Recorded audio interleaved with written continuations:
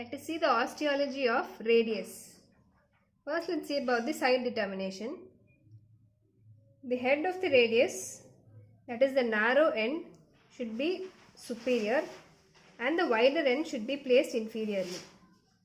And the styloid process, this is the styloid process, should be located in the lower end and it is directed laterally.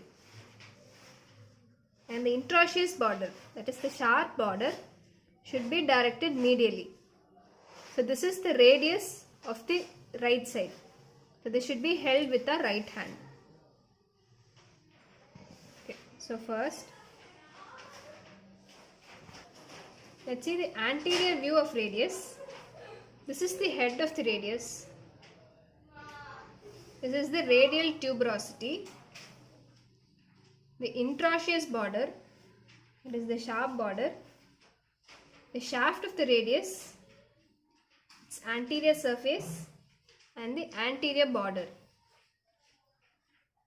In the lower part, there is styloid process which is directed laterally, and this is the articular surface through which it articulates with the carpal bones.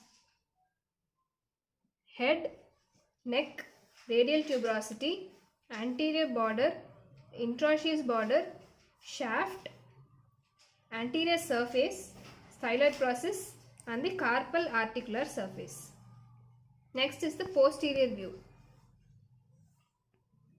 Same as in anterior view, this is the head, this is the radial tuberosity, the neck, this is the interosseous border, the sharp border, the posterior surface, lateral surface, and this is the styloid process.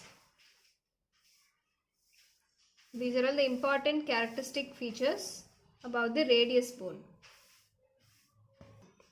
Now let's see the osteology of the ulna. Ulna is the medial bone of the forearm and this is homologous with the fibula of the lower limb.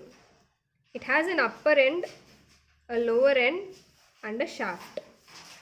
The upper end consists of two processes, olecranon process and the coronoid process, and it has two notches. This is the trochlear notch and this is the radial notch. And the shaft has three borders. One is lateral border, anterior border and the posterior border. And it has three surfaces, anterior surface, medial surface and the posterior surface. The lower end of the ulna consists of the head and here will be the styloid process of the ulna. Now let's see the side determination.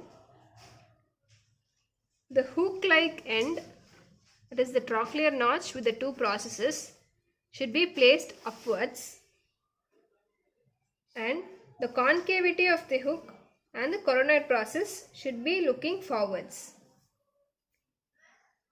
And this is the sharp crest-like border of the shaft, that is the interosseous border, should face laterally. So this is the ulna of the right hand.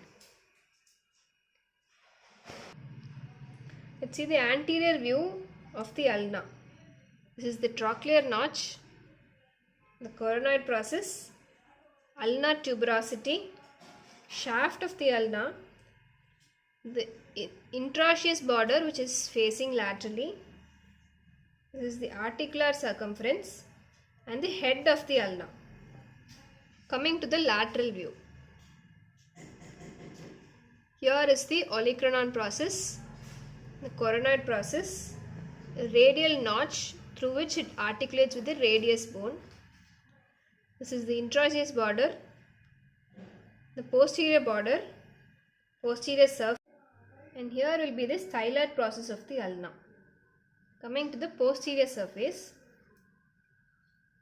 this is the olecranon process, the coronoid process, this is the posterior border, medial surface, posterior surface, head of ulna, and here will be the styloid process.